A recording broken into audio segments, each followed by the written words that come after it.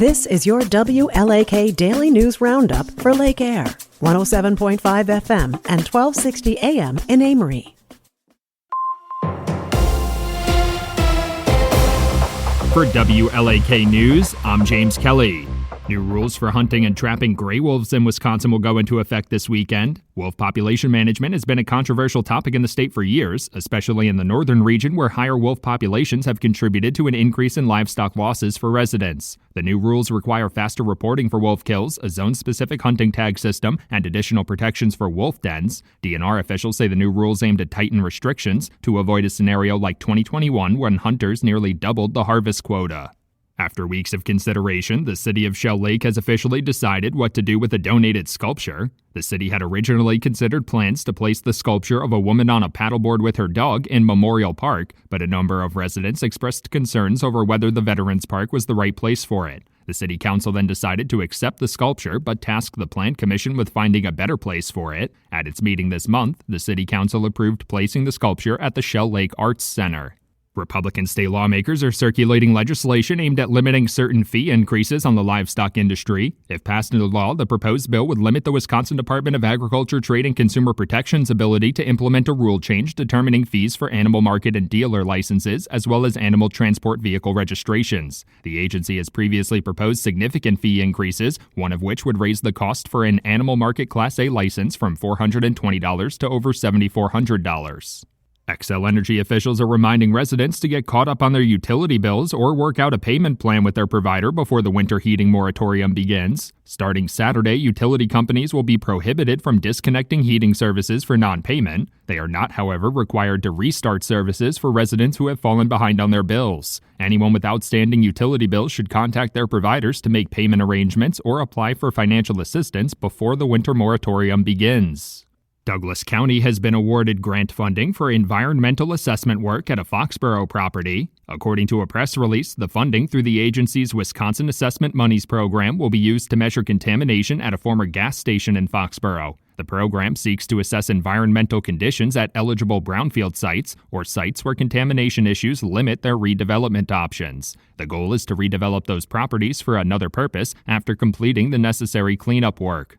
A program operated by the Ashland Area Development Corporation has been recognized with a statewide award for the services it provides. The organization's Fund Diversity program has been named as a recipient of the Wisconsin Economic Development Association's Community and Economic Development Award. The program offers things like business classes, one-on-one coaching opportunities, and targeted grant funding for minority entrepreneurs, including women, Native Americans, people of color, and members of the LGBTQ+ community. Planned Parenthood of Wisconsin has announced it will resume abortion care following a pause earlier this month. The pause was the result of the new federal budget, which prevented family planning organizations from receiving Medicaid funding unless they stopped providing abortion services or gave up their tax-exempt or essential community provider status. Planned Parenthood of Wisconsin announced it has given up its essential community provider status, making it eligible to receive those Medicaid funds without ceasing abortion services again. Barron County 4-H is advising residents that the 2025 Barron County Plat Book is now available for purchase. The Plat Book is updated yearly to include things like property boundaries and topographical maps of the county. This year's edition also includes maps of area watersheds, school districts, recreational trails, and more. Area residents can purchase the 2025 Plat Book at a variety of locations, including the UW-Eau Claire Barron County campus and the County Government Center. The proceeds raised support youth in Barron County 4-H. Governor Tony Evers has announced Wisconsin will join a multi-state lawsuit seeking to force the U.S. Department of Agriculture to release contingency funding for food share benefits. Due to the ongoing federal government shutdown, SNAP programs across the country, including food share in Wisconsin, are expected to see delays with benefits for the month of November. Last week, the USDA issued a memo stating that $3 billion of that contingency funding could not be legally used to address administrative costs and benefit payments during the shutdown. Democratic state lawmakers have introduced new legislation seeking to increase the number of apartment buildings with fire sprinkler systems. The package of bills would create a $10 million grant program for landlords to install the fire sprinkler systems and allow local municipalities to pass ordinances requiring apartment buildings be equipped with the sprinklers. Another bill in the package would require the Wisconsin Department of Safety and Professional Services to conduct an audit to identify how many buildings do not have sprinkler systems. For WLAK News, I'm James Kelly.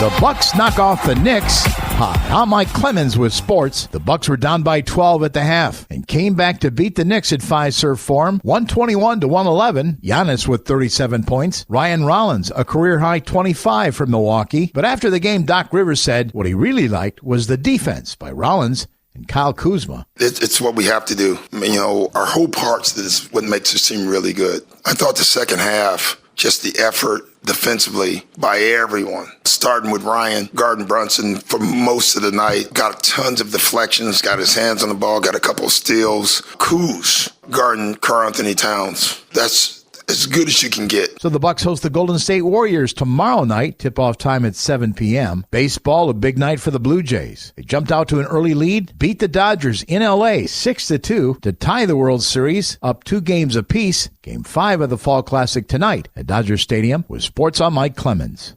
It is going to be mostly sunny today with a high in the mid-50s here this afternoon. Tonight, partly cloudy. Will drop to around 33 for an overnight low. Tomorrow, partly to mostly cloudy with a high in the upper 40s to low 50s. I'm meteorologist Sean Cable. That's your WLAK Daily News Roundup from Civic Media. Subscribe to this podcast on Spotify, Apple, or wherever you find your podcasts. Find more news at lakeair.radio.